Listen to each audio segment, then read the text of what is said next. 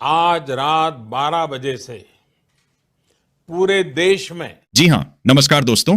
अभी अभी देश का प्रधानमंत्री लाइव में आकर आज से 10 बड़े नियम लागू कर दिए हैं और कई बड़ी योजनाओं के बारे में भी घोषणा किए हैं। आज से हर एक महिलाओं को 25,000 रुपए मिलेंगे। फ्री में गैस सिलेंडर मजदूर के खाते में 18,000 रुपए जारी कर दिए हैं। साथ ही बुजुर्गों को 5,000 रुपए पेंशन, छात्र छात्राओं को एक लैपटॉप छात्रवृत्ति के तहत 48,000 रुपए की एक मुफ्त राशि देने का ऐलान कर दिए हैं। तो दोस्तों, एक एक करके योजनाओं और बड़े नियमों को विस्तार से समझने के लिए वीडियो को सब्सक्राइब कीजिए, चैनल को एक लाइक कर दीजिए और कमेंट करके बताइए कि यह वीडियो आप किस जिला किस शहर से देख रहे हैं। चलिए देखते हैं अगली बड़ी खबर। साथियों, बिहार अब बकरी दूध उत्पादन में नई क्रांति लाने के लिए तैयार है। मुख्यमंत्री नीतीश कुमार जी की इस नई पहल से अब सुधा बूथों पर बकरी का दूध मिलेगा, जिससे पशुपालकों को सीधा बाजार मिलेगा। सबसे गर्व की बात यह है कि सरकार बकरी पालन पर 5 लाख रुपए तक की 90% सब्सिडी दे रही है। यह योजना बेरोजगार युवाओं को आत्मनिर्भर बनाने और कुपोषण मिटाने का सुनहरा मौका है। आइए इस योजना से जुड़ें और सशक्त बिहार का निर्माण करें। बिहार की महिलाओं के लिए घर बैठे 25,000 रुपए तक कमाने के अवसर अब हकीकत है। सरकारी योजनाओं के तहत डेटा एंट्री, सिलाई कढ़ाई और ऑनलाइन टीचिंग जैसे कार्यों से जुट कर महिलाएं आर्थिक रूप से स्वतंत्र बन सकती हैं। आधिकारिक पोर्टल पर पंजीकरण कर और सही कौशल सीखकर आप परिवार के साथ अपनी आय बढ़ा सकती हैं। बिहार के मजदूरों के लिए 18,000 रुपए प्रति माह का वेतन एक सम्मानजनक आय मानी जाती है। राज्य सरकार द्वारा निर्धारित न्यूनतम मजदूरी दरों के अनुसार कुशल श्रमिकों को अब इसके करीब वेतन मिल रहा है। यह राशि न केवल मजदूरों की आर्थिक स्थिति सुधारती है, बल्कि उनके परिवारों को बेहतर शिक्षा और स्वास्थ्य सुविधाएं प्रदान करने में भी सहायक है। बुजुर्गों के लिए 5,000 रुपये मासिक पेंशन एक महत्वपूर्ण सामाजिक सुरक्षा कदम है। इसका उद्देश्य वृद्धावस्था में आर्थिक स्वतंत्रता सुनिश्चित करना है, ताकि उन्हें अपनी मूलभूत आवश्यकताओं जैसे भोजन और दवाओं के लिए दूसरों पर निर्भर न रहना पड़े। सरकार विभिन्न योजनाओं के माध्यम से पात्र वरिष्ठ नागरिकों के बैंक खातों में यह राशि सीधे भेजती है। शिक्षा के सपने अब और भी आसान होंगे। SC, ST और OBC वर्ग के विद्यार्थियों के लिए वर्ष 2026 की छात्रवृत्ति के आवेदन शुरू हो चुके हैं। इसके तहत पात्र छात्रों को एक लैपटॉप 48,000 रुपए तक की सहायता राशि दी जा रही है। अपनी प्रगति सुनिश्चित करने के लिए आधिकारिक पोर्टल पर तुरंत पंजीकरण करें। याद रखें, अवसर और समय किसी का इंतजार नहीं करते। पटना राज्य में रसोई गैस की कमी को लेकर फैल रही भ्रामक खबरों के बीच पेट्रोलियम एजेंसियों और खाद्य एवं उपभोक्ता संरक्षण विभाग ने स्थिति स्पष्ट की है। विभाग ने आधिकारिक बयान जारी कर कहा है कि प्रदेश में घरेलू उपयोग के लिए LPG का पर्याप्त भंडार उपलब्ध है। उपभोक्ताओं से अपील की गई है कि वे किसी भी अफवाह पर ध्यान न दें और गैस एजेंसियों पर अनावश्यक भीड़ न लगाएं। सरकार वितरण व्यवस्था को पूरी तरह सुचारू बनाए रखने के लिए मुस्तैद है। गोपालगंज जिले में बिहार मद्य निषेध कानून के तहत पुलिस और उत्पाद विभाग द्वारा समय समय पर जब्त की गई कफ सिरप का आज विनष्टीकरण किया गया। बलथरी चेकपोस्ट पर उत्पाद अधीक्षक अमृतेश कुमार झा और प्रतिनियुक्त मजिस्ट्रेट की निगरानी में यह कार्रवाई संपन्न हुई।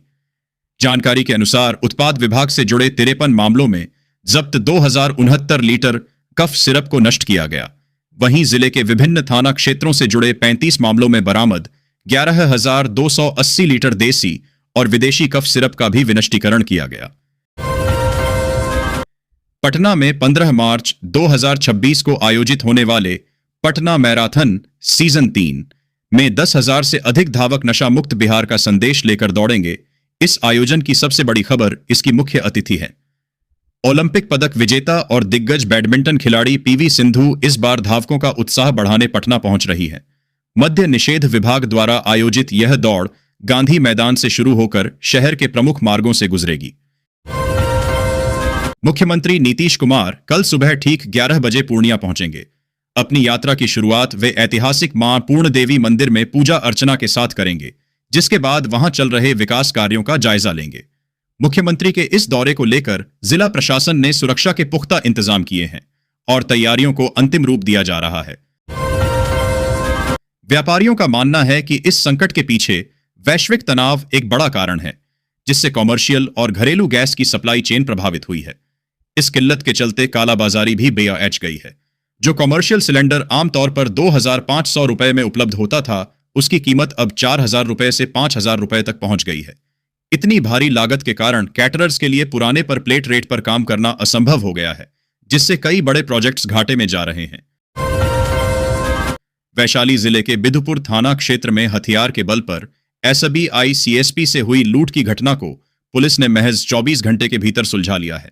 अनुमंडल पुलिस पदाधिकारी एसडीपी एक ने प्रेस वार्ता के दौरान बताया कि 10 मार्च को पकड़ी गांव स्थित सीएसपी केंद्र में अज्ञात अपराधियों ने घुसकर लूट की घटना को अंजाम दिया था। अपराधियों ने वहां मौजूद महिला कर्मी को कमर में खुसा हुआ पिस्टल दिखाकर डराया और दिन भर का कलेक्शन बैग लेकर फरार हो गए थे। राजस्व विभाग में 1 अप्रैल से एक बड़े बदलाव का आगाज होने जा रहा है। अब सरकारी फाइलों के त्वरित निपटारे के लिए एआई और चैट जीपीटी जैसी आधुनिक तकनीक का सहारा लिया जाएगा। इस व्यवस्था को सुचारू रूप से लागू करने के लिए हर जिले में एक विशेष सेल का गठन किया जाएगा। इस तकनीक के उपयोग से न केवल पारदर्शिता बढ़ेगी, बल्कि जनता के लंबित कार्यों में भी तेजी आएगी। यह शासन में दक्षता और आधुनिकता की दिशा में एक क्रांतिकारी कदम है। राज्य में नौकरी तलाश रही महिलाओं के लिए बिहार सरकार बढ़ा अवसर मुहैया कराने जा रही है। कौशल विकास प्रशिक्षण योजना के तहत पटना के ज्ञान भवन परिसर में 16 और 17 मार्च को महिला मेगा जॉब फेयर 2026 का आयोजन होने जा रहा है।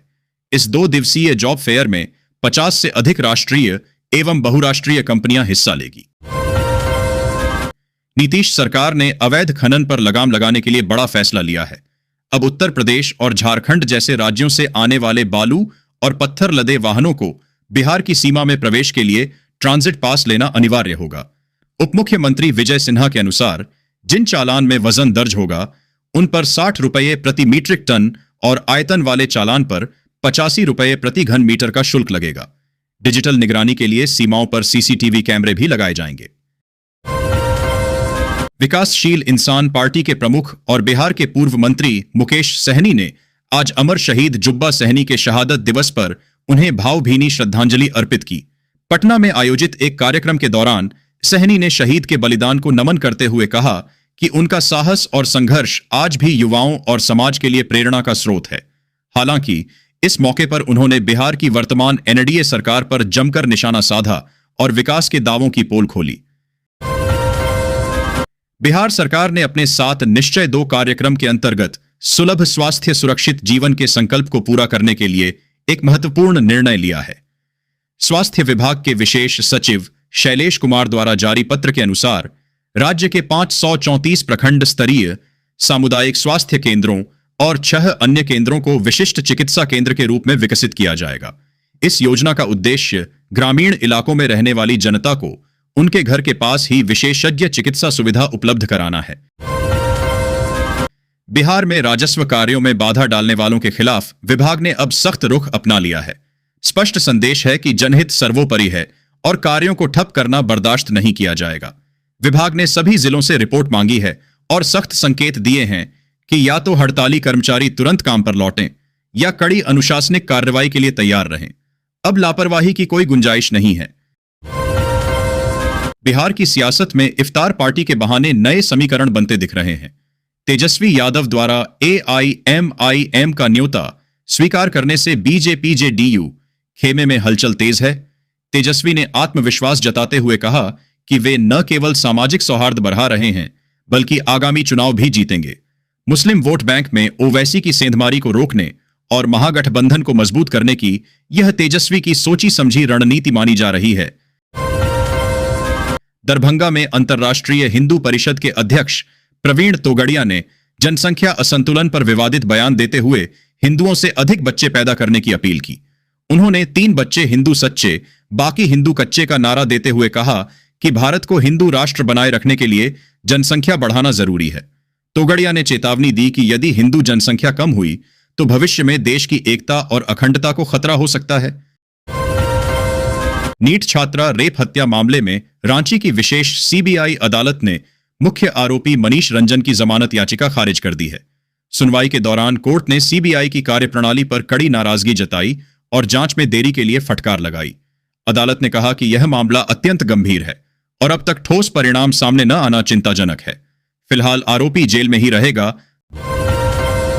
हालिया राज्यसभा चुनाव में विपक्षी एकता ने एनडीए के समीकरणों को बिगाड़ दिया है। बिहार में तेजस्वी यादव और असदुद्दीन ओवैसी के रणनीतिक गठबंधन ने राजद उम्मीदवार एडी सिंह की राह आसान कर दी। ओवैसी के विधायकों के समर्थन ने विपक्षी मतों को एकजुट रखा, जिससे एनडीए की अतिरिक्त सीट जीतने की उम्मीदें धराशायी हो गईं। यह तालमेल भविष्य में बिहार की राजनीति में एक नए सोशल इंजीनियरिंग और मजबूत विपक्षी मोर्चे का संकेत है। अपराधियों पर शिकंजा कसने के लिए पुलिस महकमे में एक बड़ा प्रशासनिक फेरबदल किया गया है। कानून व्यवस्था को मजबूत करने के उद्देश्य से कई प्रशिक्षु आईपीएस और डीएसपी अधिकारियों को विभिन्न थानों की कमान सौंपी गई है। इस रणनीतिक बदलाव का मुख्य लक्ष्य क्षेत्र में अपराध नियंत्रण और पुलिसिंग को अधिक प्रभावी बनाना है। युवा अधिकारियों को फील्ड की जिम्मेदारी देकर विभाग अपराधियों के खिलाफ जीरो टॉलरेंस की नीति पर काम कर रहा है। बिहार पुलिस में 19,838 पदों पर बहाली के लिए आयोजित शारीरिक दक्षता परीक्षा पीईटी 11 मार्च 2026 को सफलतापूर्वक संपन्न हो गई।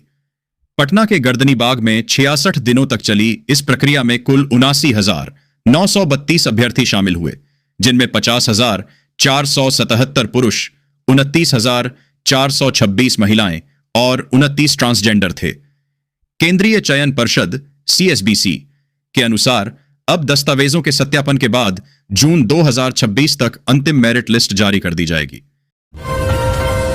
एनआईटी छात्रा की संदिग्ध मौत का मामला अब गर्माता जा रहा है। सीबीआई जांच की मांग के बीच यह सवाल उठ रहे हैं कि यह कोई हाई प्रोफाइल साजिश है या संस्थान की गंभीर लापरवाही। इस बीच मामले के मुख्य संदिग्धों में से एक मनीष रंजन की जमानत याचिका पर कोर्ट ने फैसला टाल दिया है। पीड़िता के परिवार और छात्र समुदाय लगातार निष्पक्ष न्याय की गुहार लगा रहे हैं। पटना में साइबर अपराधियों ने खाता किराए पर लेने का एक खतरनाक बिजनेस मॉडल विकसित किया है। अपराधी गरीब और मासूम लोगों को चंद पैसों का लालच देकर उनके बैंक खाते किराए पर लेते हैं। इन खातों का इस्तेमाल देश भर में ठगी की रकम ट्रांसफर करने के लिए किया जा रहा है। हाल ही में एक ऐसा मामला सामने आया है जहां पटना के एक ही किराए के बैंक खाते पर 4 राज्यों में एफआईआर दर्ज पाई गई। पुलिस के मुताबिक मुख्य अपराधी पकड़े जाने से बचने के लिए इन किराए के खातों को ढाल की तरह इस्तेमाल करते हैं। सारण शिक्षक निर्वाचन क्षेत्र के एनडीए प्रत्याशी आनंद पुष्कर ने सीवान के जिलाधिकारी से मुलाकात कर जिले के शिक्षकों की विभिन्न ज्वलंत समस्याओं को प्रमुखता से उनके संज्ञान में लाया। इस दौरान उन्होंने शिक्षकों के हितों से जुड़े कई महत्वपूर्ण मुद्दों पर विस्तृत चर्चा की और एक ज्ञापन सौंपा। जिलाधिकारी ने मामले की गंभीरता को देखते हुए मौके पर ही जिला शिक्षा पदाधिकारी डीईओ को तलब किया और सभी समस्याओं के त्वरित निष्पादन का निर्देश दिया। बिहार की राजनीति में राज्यसभा चुनाव की सरगर्मी तेज है। हाल ही में एआईएमआईएम विधायक अख्तरुल ईमान ने राजद नेता तेजस्वी यादव से मुलाकात की है, जो ओवैसी की पार्टी के समर्थन का स्पष्ट संकेत है। राजद प्रत्याशी एडी सिंह की जीत के लिए यह समर्थन बेहद महत्वपूर्ण है। विधानसभा में संख्या बल की कमी को पूरा करने के लिए राजद को अतिरिक्त मतों की आवश्यकता है। ओवैसी के विधायकों का साथ मिलते ही विपक्षी गठबंधन का गणित मजबूत हो जाएगा, जिससे एडी सिंह की राह आसान हो जाएगी। हाई कोर्ट ने ट्रैफिक चालान के नाम पर हो रही विभागीय मनमानी पर कड़ी डीढ़ा रुख अपनाया है। कोर्ट ने स्पष्ट किया कि नागरिकों को बिना ठोस आधार के परेशान नहीं किया जा सकता। सरकार को आदेश दिया गया है कि वह जल्द बताए कि चालान से जुड़े विवादों के निपटारे के लिए किस स्तर का अधिकारी जिम्मेदार होगा। इस कदम का उद्देश्य चालान प्रक्रिया में पारदर्शिता लाना और जनता को अनावश्यक कानूनी उलझनों से बचाना है। बिहार की राजनीति में तेजस्वी यादव और अख्तरुल ईमान की मुलाकात ने हलचल तेज कर दी है। इसे महज वोटों का गणित कहना कम होगा। यह सीमांचल के सियासी समीकरणों को साधने की एक सोची समझी रणनीति है। राज्यसभा चुनाव से पहले यह मेल मिलाप विपक्षी एकजुटता को मजबूती देने और माय समीकरण को फिर से धार देने की कोशिश है, जिससे बिहार की सियासी हवा बदलती दिख रही है। बिहार में औद्योगिक विकास को गति देने की कोशिशों के बीच नीतीश सरकार ने एक कड़ा फैसला लिया है। उद्योग विभाग ने राज्य में निवेश के नाम पर खानापूर्ति करने वाले 48 प्रस्तावों को स्टेज 1 क्लियरेंस के दौरान ही नामंजूर कर दिया है। पिछले दिनों राज्य निवेश प्रोत्साहन परिषद SIPB की बैठक में गहन मंथन के बाद इन प्रस्तावों को खारिज करने का निर्णय लिया गया। सरकार के इस कदम से उन निवेशकों को साफ संदेश गया है जो प्रस्ताव देकर काम आगे नहीं बढ़ा रहे थे। एयर इंडिया एक्सप्रेस की एक फ्लाइट में उस समय अफरा तफरी मच गई जब लैंडिंग के दौरान विमान में तकनीकी खराबी आ गई। हैदराबाद से थाईलैंड के फुकेट जा रही फ्लाइट का नौज व्हील, आगे का लैंडिंग गियर, रनवे पर उतरते ही टूट गया। हालांकि पायलट और क्रू की सतर्कता से बड़ा हादसा टल गया और सभी यात्री सुरक्षित हैं। यह घटना 11 मार्च को फ्लाइट IX 938 के साथ हुई, जो हैदराबाद से उड़ान भरकर फुकेट जा रही थी। विमान में करीब 135 यात्री और 6 क्रू सदस्य सवार थे। पश्चिम एशिया में चल रहे युद्ध के बीच देश भर में LPG गैस और पेट्रोलियम आपूर्ति को लेकर चिंता का माहौल बनता नजर आ रहा है। बिहार में भी कई जगहों पर घरेलू गैस सिलेंडर की कमी की चर्चा सामने आई है। कई उपभोक्ताओं का कहना है कि उन्हें समय पर गैस सिलेंडर नहीं मिल पा रहा है। वहीं कुछ गैस एजेंसियों का कहना है कि पर्याप्त मात्रा में सिलेंडर की आपूर्ति नहीं होने के कारण उपभोक्ताओं को परेशानी हो रही है। बिहार विद्यालय परीक्षा समिति की BSIB की ओर से चल रहे इंटर और मैट्रिक उत्तर पुस्तिका मूल्यांकन कार्य में अनुपस्थित रहने वाले 45 शिक्षकों की परेशानी कम नहीं हुई है। जिला शिक्षा विभाग ने शिक्षकों के स्पष्टीकरण को असंतोषजनक मानते हुए उनके वेतन में कटौती करने का निर्णय लिया है। जानकारी के अनुसार गोराडीह प्रखंड के 45 शिक्षकों की ड्यूटी CMS स्कूल स्थित मूल्यांकन केंद्र पर लगाई गई थी। पटना पुलिस का एक शर्मनाक ऑडियो वायरल हुआ है जिसने महकमे में खलबली मचा दी है। इस वसूली कांड में एक दारोगा सब इंस्पेक्टर अपने ही विभाग के एक सिपाही से रिश्वत की मांग करता सुनाई दे रहा है। वीडियो में दारोगा बेझिझक होकर 6 गो गिन दीजिए 6,000 रुपए की डिमांड कर रहा है। जब पुलिसकर्मी ही पुलिस वाले से घूस मांगे तो व्यवस्था पर सवाल उठना लाजिमी है। फिलहाल उच्चाधिकारियों ने मामले की जांच और कार्रवाई के आदेश दिए हैं। बिहार सरकार ने ग्रामीण क्षेत्रों में स्वास्थ्य सेवाओं को मजबूत बनाने की दिशा में बड़ा कदम उठाया है। 7 निश्चय 3 के तहत प्रखंड स्तरीय सामुदायिक स्वास्थ्य केंद्रों CHC को विशिष्ट चिकित्सा केंद्र के रूप में विकसित किया जाएगा। इस योजना के तहत नेत्र रोग और ENT कान नाक गला के 1080 अतिरिक्त विशेषज्ञ चिकित्सा पदाधिकारियों के पद सृजित करने के प्रस्ताव को सरकार ने मंजूरी दे दी है। पटना हाईकोर्ट में एक जनहित याचिका दायर की गई है जिसमें पटना हाईकोर्ट के परिसर और कोर्ट रूम में समयबद्ध तरीके से उच्च गति की इंटरनेट कनेक्टिविटी, जिसमें वाईफाई सुविधा भी शामिल हो, उपलब्ध करवाया जाए। चीफ जस्टिस संगम कुमार साहू की खंडपीठ ने इस जनहित याचिका की सुनवाई की तिथि 16 मार्च 2026 को निर्धारित की है। जनता दल यूनाइटेड जदयू की सदस्यता लेने के बाद निशांत कुमार पहली बार पार्टी कार्यालय पहुंचे। इस मौके पर बड़ी संख्या में जदयू कार्यकर्ता वहां मौजूद रहे और उनका जोरदार स्वागत किया गया। पार्टी कार्यालय पहुंचते ही युवा कार्यकर्ताओं ने नारेबाजी करते हुए फूल मालाओं से उनका स्वागत किया। बिहार के मुख्यमंत्री नीतीश कुमार ने अपनी समृद्धि यात्रा के दौरान बुधवार को अररिया का दौरा किया। उन्होंने लालू राबड़ी राज पर हमला बोलते हुए कहा कि 24 नवंबर 2005 को हमारे मुख्यमंत्री बनने के पहले बिहार में कानून व्यवस्था की स्थिति बेहद खराब थी। लोग शाम के बाद अपने घरों से नहीं निकलते थे। स्वास्थ्य, शिक्षा और सडीडडी स्टाफ की स्थिति बदहाल थी। इन लोगों को मौका मिला लेकिन कोई काम नहीं किया। एक ऐसा वाकया सामने आया जिसने लोगों को हैरान भी किया और मुस्कुराने पर भी मजबूर कर दिया। बीवी के मायके चले जाने से नाराज एक शख्स ने ऐसा हाई वोल्टेज ड्रामा रचा कि पूरा इलाका तमाशबीन बन गया। जनाब सीधे मोबाइल टावर पर चढ़ गए और ऊपर से ऐलान करने लगे कि अब जिंदगी से तौबा कर लेंगे। जिला में इन दिनों रसोई गैस को लेकर अजीबोगरीब हालात पैदा हो गए हैं। खाड़ी देशों में बढ़ते तनाव और सोशल मीडिया पर फैल रही अफवाहों ने लोगों के दिलों में डर बैठा दिया है। नतीजा यह हुआ कि जैसे ही गैस की किल्लत की खबर फैली, लोग घबराकर गैस एजेंसियों और गोदामों की ओर दौड़ पड़े। कई जगहों पर सुबह से ही लंबी लंबी कतारें लग गईं और माहौल में अफरा तफरी का आलम देखने को मिला। बिहार के मुख्यमंत्री नीतीश कुमार की सरकार ने एक बार फिर प्रदेश को बड़ी सौगात दी है। नीतीश सरकार ने बीरपुर में हवाई सेवा शुरू करने की दिशा में बड़ा कदम उठाया गया है। NDA सरकार ने यहां एयरपोर्ट के विकास और उन्नयन के लिए 36.38 करोड़ रुपए की परियोजना का टेंडर जारी कर दिया है। इसकी जानकारी खुद डिप्टी CM सम्राट चौधरी ने दी है। सम्राट चौधरी ने बताया कि इसके निर्माण कार्य को लगभग 15 महीनों के भीतर पूरा करने का लक्ष्य रखा गया है। बिहार के अररिया में एक कार्यक्रम के दौरान मुख्यमंत्री नीतीश कुमार का एक अलग ही अंदाज देखने को मिला। मंच से संबोधन के दौरान जब कुछ लोग अपनी जगह से उठकर जाने लगे तो सीएम ने तल्ख तेवर में उन्हें टोकते हुए कहा, कहां इधर उधर जा रहे हैं, बैठिए। नीतीश कुमार का यह रूप देखकर वहां मौजूद लोग और अधिकारी हैरान रह गए।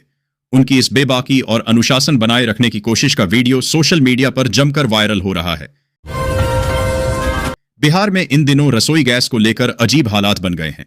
पश्चिम एशिया में बढ़ते तनाव और सोशल मीडिया पर फैल रही खबरों ने लोगों के दिलों में ऐसा खौफ भर दिया है कि गैस एजेंसियों के बाहर सुबह से ही लंबी लंबी कतारें लगने लगी हैं। आरा के उपभोक्ता हकीकत और अफवाह के बीच उलझे हुए हैं और गैस खत्म होने के डर से सिलेंडर लेने के लिए एजेंसियों और गोदामों की ओर दौड़ पड़े हैं। बिहार के मुंगेर जिले की होनहार डांसर गरिमा चौधरी ने अपनी प्रतिभा के दम पर देश के प्रतिष्ठित dance reality show India's best dancer के टॉप 30 में जगह बना ली है। गरिमा की इस उपलब्धि से पूरे राज्य में खुशी की लहर है। शुरुआती ऑडिशन में जजों को प्रभावित करने के बाद अब गरिमा शो के अगले पड़ाव के लिए मुंबई रवाना होंगी, जहां कड़ा मुकाबला होगा। बिहार में हर साल करीब 15,000 बच्चे गायब हो रहे हैं, जिनमें से 5 से 6,000 बच्चों को तो पुलिस खोज भी नहीं पाती है। यह दावा खुद डीपीजी विनय कुमार ने किया है। उन्होंने बताया कि बिहार पुलिस मानव तस्करी को लेकर सख्त है और लगातार कार्रवाई भी कर रही है। मानव तस्करी पर रोक लगाने के लिए लगातार एक्शन भी लिए जा रहे हैं। बिहार सहित देश भर में एलपीजी सिलेंडर को हाहाकार मचा हुआ है। इसी बीच नवादा में भी एलपीजी सिलेंडर की मांग अचानक बढ़ गई है। दरअसल पश्चिम एशिया में चल रहे ईरान अमेरिका इजरायल युद्ध के कारण वैश्विक स्तर पर गैस आपूर्ति प्रभावित होने की खबरों के बीच लोग गैस एजेंसियों पर पहुंचकर एक की जगह 2-2 सिलेंडर लेने की कोशिश कर रहे हैं। इससे शहर में घबराहट का माहौल बन गया है। मुजफ्फरपुर जिले में करोड़ों की लागत से बना नवनिर्मित नक्सल थाना अब नए अंदाज में अपनी भूमिका निभाने जा रहा है। सदर थाना क्षेत्र के कच्ची पक्की इलाके में तैयार यह थाना अब नक्सल गतिविधियों के बजाय एक सामान्य पुलिस थाने की तरह काम करेगा। वरीय पुलिस अधीक्षक के निरीक्षण के बाद यहां अधिकारियों और कर्मियों की प्रतिनियुक्ति कर दी गई है और आज से यह थाना विधिवत रूप से अपना कामकाज शुरू कर रहा है। मंगलवार की संक्षिप्त रिकवरी के बाद बुधवार को भारतीय शेयर बाजार एक बार फिर औंधे मुंह गिर गया। चौतरफा बिकवाली के कारण सेंसेक्स 1,342 अंकों की भारी गिरावट के साथ 76,863 के स्तर पर बंद हुआ। वहीं निफ्टी भी 394 अंक फिसलकर 23,900 के मनोवैज्ञानिक स्तर से नीचे 23,866 पर आ गया। बाजार की इस गिरावट ने निवेशकों को तगड़ा झटका दिया है और महज एक दिन में उनकी करीब 5 लाख करोड़ रुपए की पूंजी डूब गई। T20 वर्ल्ड कप 2026 मैदान में बल्ले से तूफान और मैदान के बाहर सादगी का मिसाल भारतीय क्रिकेट टीम के ऑलराउंडर ने एक ऐसा फैसला लिया जिसने फैंस को हैरान भी किया और उनका दिल भी जीत लिया।